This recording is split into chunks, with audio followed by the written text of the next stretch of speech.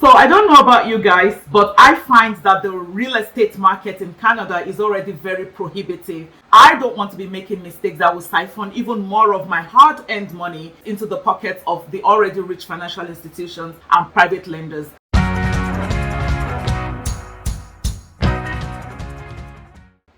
Hello and welcome back to the channel. My name is Bimbola Edisi. I'm an immigrant-centric mortgage broker based out here in Alberta, Canada. I help immigrants step into homeownership with elegance and also live without apology on their own terms in the diaspora. And guess what? I understand the assignment. Also, guys, it's officially my second video and I'm so proud of myself. Give me a round of applause. Encourage the girl, guys. Thank you. Actually, today we're going to be talking about a very, very serious matter. And before I go into the topic of today, I want to have just a 2 minutes chit chat with us. What I'm going to say, a lot of you probably already know. I'll say, please give me a minute and listen attentively. In the Western world, the system is designed so that the rich get richer and the poor get poorer. You know the saying about once you make the first million, it's a lot easier to make the second, the third, and the fourth million. It's so true. Another thing I'm noticing again in the West is that there's a huge penalty for ignorance.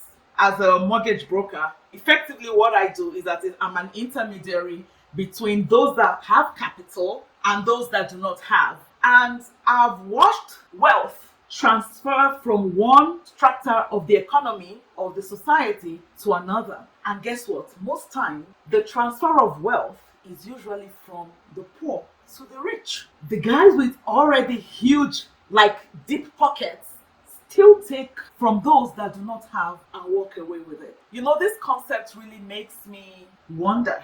When I see this transfer of wealth happening, I'll just murmur under my breath. I want you to really think about what I've said in the context of what this video is about. So that's food for thought for you. Welcome again to this channel. Today, we're going to be talking about the 5 mistakes immigrants make that cost them a truckload of money. The first mistake I see immigrants making when it comes to buying their first homes is credit check phobia. This is how it goes, guys. I get a call. Hello, hi, this is Bimbola. How can I help? Oh, Bimbola, we're in the market for a mortgage. And I'm like, oh yeah, sure. And I ask them a couple of questions. Where do you work? What is your income? And while there's a chit chat back and forth, I hear things like, oh my God, I just want to know how much I qualify for, but I don't want you to pull my credits. That is mistake number 1. I am actually not allowed to pull your credit without your written consent. So I calm them down with that. And I'll ask, why don't you want me to pull your credit? And they say, oh, it's going to hurt our credit. And then I go on to ask them, when are you looking to buy? They say in the next month, in the next 6 months, in the next 5 months. Okay, there is no way you would know for sure how much you qualify for without a thorough underwriting of the information that you provide to the mortgage broker. So if you really are in the market for a house, the only way you can get a pre-approval that holds water, that would give you the go-ahead to go house hunting, is when the broker runs your credit.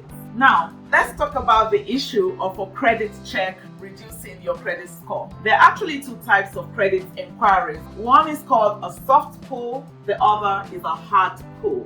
The soft pull does not affect your credit. It's the type of checks that banks would carry out when they are trying to market additional product to you. They're trying to sell you insurance, or they're trying to increase your credit limit because they can see that maybe you got a higher paying job, they can see a higher salary coming into your bank account. They do a soft pull, and this does not have an impact on your credit. It actually doesn't show up on your credit report at all. However, the second type is the hard pull. The hard pull is when you are actively trying to get credit, like a mortgage, a car loan. The lender or the bank that you approach, they're actually going to pull your credit, and it's going to be a hard pull, meaning it would show up as a hit on your credit report. And it does have the impact of reducing your credit score by 1 to 4 points, which honestly, in the wider scheme of things, is really tiny. Also, if multiple credit inquiries are pulled on you within a period of 45 days, it counts as one hit because TransUnion or Equifax know that you're actively in the market. They know that you're shopping for a mortgage, so they don't penalize your credit score continuously. The other thing I also say to my clients is that when you enlist the services of a broker, they just need to pull your credit once, and they can use that one credit pull from multiple lenders that they have access to. So this is a tip for people that go hopping from one bank to the other, trying to find maybe the lowest rate or something. Be careful with that. If it's done within a space of 45 days, it is counted as one hit. But if it's done over a wide period of time, your credit score will definitely get a hit. Now, let's talk about the risks and the cost of not checking the state of affairs of your credit very early in the house hunting process. A lot of people feel that they are 100% aware of what is in their credit report. But the truth is that the credit report a broker pulls on you is very different, yes, from the credit reports that you probably have access to through your bank or even the one you have access to through Equifax. There's something called the FICO score. The FICO score is the credit score the broker has access to. You don't have access to that. Ideally, the credit reports that the broker pulls on you should not be too far off from the credit reports that you are getting, but it is not always the case. If you don't allow a mortgage broker to pull your credit earlier on in the process, you miss out on the opportunity of working on maybe some things that show up in your credit report. It's like going for your annual mammogram check. For the mammogram, there's going to be a bit of radiation, but then there is no way they're able to tell you there's anything sinister going on. The broker is there to work with you. Maybe you're going to have a plan to pay down some debts, to maybe get a second part-time job, to make you pretty for the right type of lender down the line. I've seen many situations, clients had to be put with private lenders or B lenders because they did not take the initiative of allowing the broker to underwrite their file fully at the beginning of the process. And at the end of the process, we find that the credit is not in a place where they are attractive enough to lenders that will give them the best rates or the best terms. This ends up costing them more because by the time we are placing your file with a private lender, unfortunately, you're going to be paying higher because you are being seen as higher risk. So effectively, you've missed out on the opportunity of the broker working with you to address issues that may arise in your credit report. And honestly, guys, this might sound very simple, but it could be the difference between you paying $10,000 and you paying $40,000 in interest costs. Okay, mistake number 2, strolling into your bank for a mortgage. But why? You are not in the 18th century. Strolling into a bank for a mortgage is what Grandma and Grandpa Ojo did in the 1980s. You shouldn't be asking your bank for a mortgage for the following reasons. Number 1, the relationship your bank has with you is more of a transactional one compared to your mortgage broker, who takes time to develop a personal relationship with you. They are emotionally invested in your success. Your mortgage broker is more likely to go out of their way in making sure that that deal gets done than a banking specialist who is a salaried person. Except, of course, you are a millionaire or billionaire, you have loads of money in the bank, you're banking with that bank. Of course, they wouldn't want to lose you as a client. But if you're just a regular day-to-day Joe Blogs like me, guys, you're just a number. Another reason you should not be approaching your bank for your mortgage, they are only going to offer you their own products. Whereas a broker has access to multiple lenders and they're going to be looking across a myriad of products to see the one that works for you. Brokers live, move, and have their being in mortgages. This is what they breathe morning, day, night. Very much unlike the banking officer who mortgages is just part of their job description, a small part of it, right? You are more likely to get a better deal with a broker. Save yourself some money. Find a broker. Mistake number 3, getting into a pre-construction contract with a builder without having a clear strategy on how to pay down the down payment and also not engaging the services of a broker from day one. Of course, pre-construction is attractive because it allows you to pay down the down payment for the house in installments or tranches. So a typical scenario would look like you approach a builder, they show you the rendered pictures of the house and they show you the schedule of payments and they say, okay, 18 months. And you're like, well, this is enough time. And a lot of people do not realize that it is at that point where you are signing the very first contract and you're paying the first installment that you should be enlisting the services of a mortgage broker, because you still need a mortgage to close the deal. Don't wait till the last minute to start scouting around for a mortgage broker. 18 months might seem long, but time goes really fast. I've seen situations where 2 weeks to closing, and then you find this client who feels really distressed. Oh, there's a risk that they might not be able to close. They don't have a mortgage yet. The property has appreciated in value. The builder on the other end is probably praying that you should not find the right mortgage to buy the house, because at this point they are able to sell it at a higher price to another customer waiting to grab the offer. So guys, it is important to approach a mortgage broker very early in the process so that they can determine if you would qualify for a mortgage when the building is ready. A lot of people take this for granted.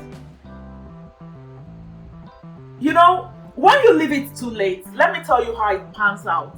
And it really breaks my heart when I see this happen, especially to the immigrant, community. You go looking for a mortgage at thelastminute.com and they realize that you can't qualify for the mortgage, at least not under lenders that have reasonable terms and conditions. And at that point, you are left with no other option but to go to private lenders. Guys, now, private lenders are not cheap. I call them lenders of absolute last resort. These are rich dudes looking for where to put their money to make the highest possible return that they can get. So this type of situation where now you've approached the broker at the last minute, they've determined that you do not qualify for a mortgage, they have to approach a private lender.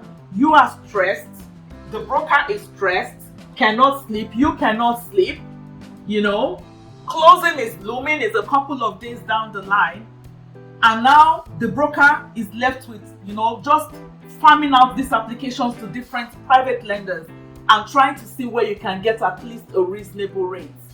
At the end of the day, you end up getting a rate maybe that is double the normal conventional rates that you would have gotten with an A lender. Guys, this situation breaks my heart and it does cost you a lot. This is a mistake that I do not even want anybody at all to make. I mean, I'm not here to paint private lenders as the bad guys. There's some dire situations where they step in and they actually do save those situations.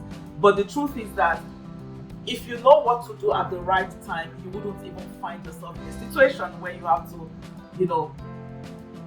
go to a private lender for a mortgage.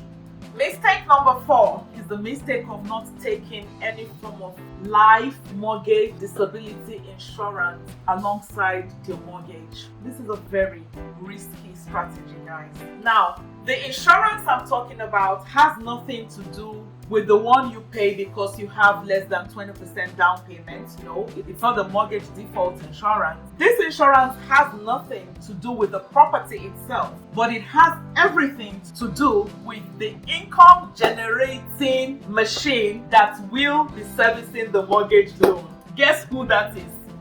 Yes, you. It is the insurance that you take out if life happens.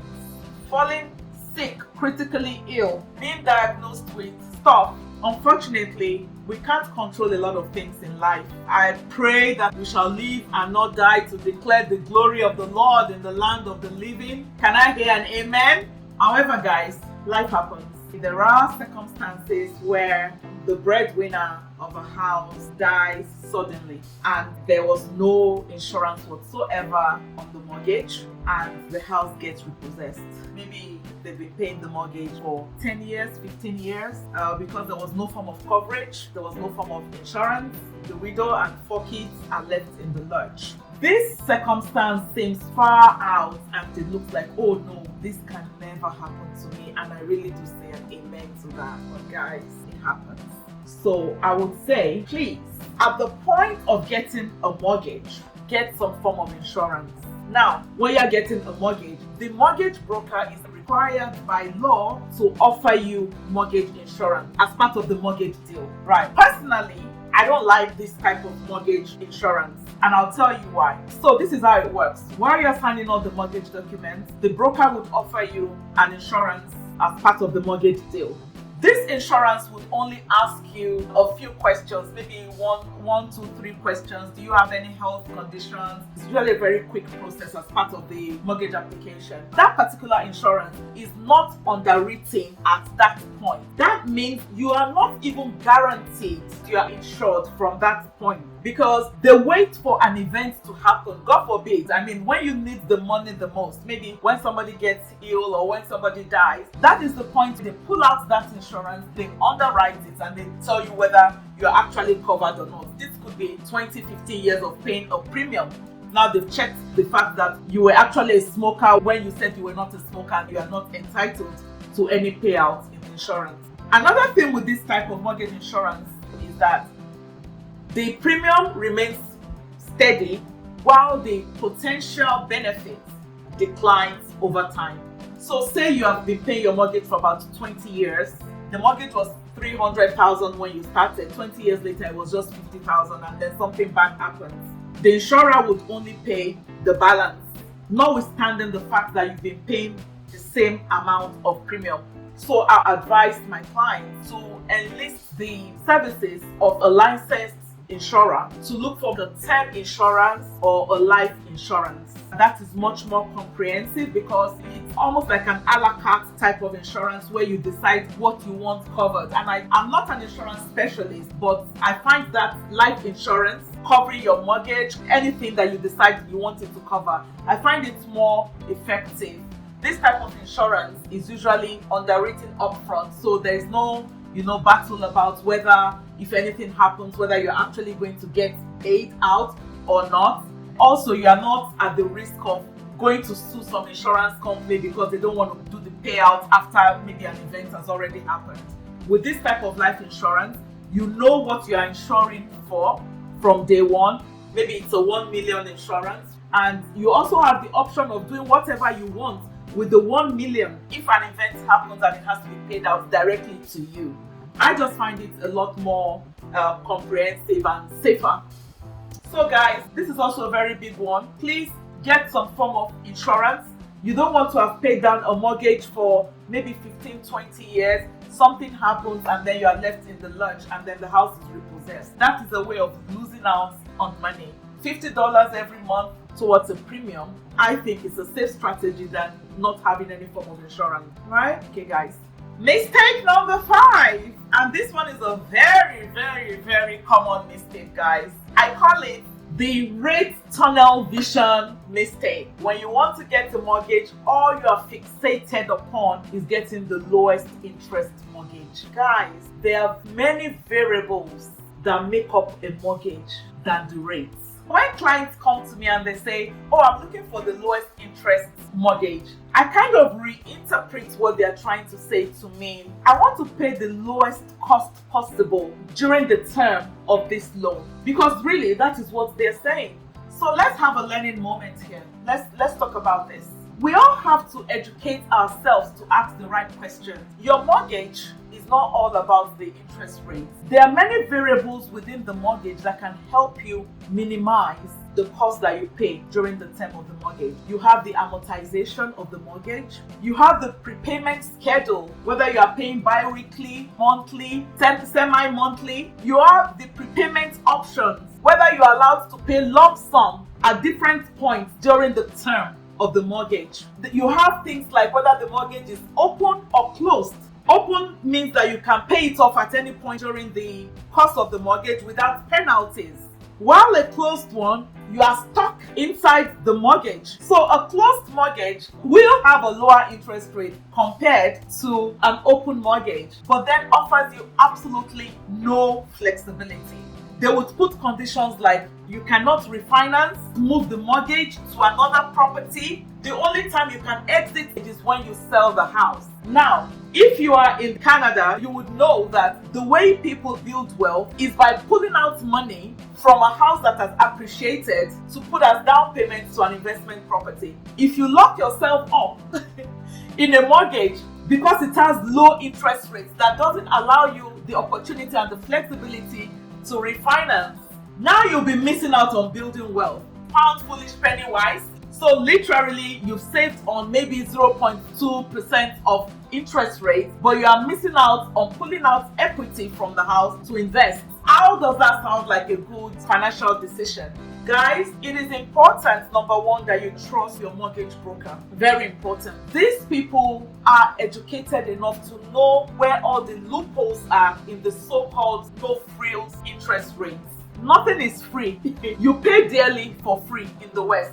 If you remember how I started this video, this is exactly what I'm talking about. And this situation that I've just described is happening. I see it happen every day. People locked up in a mortgage that they cannot refinance and they lose out on opportunities. Let's be wise.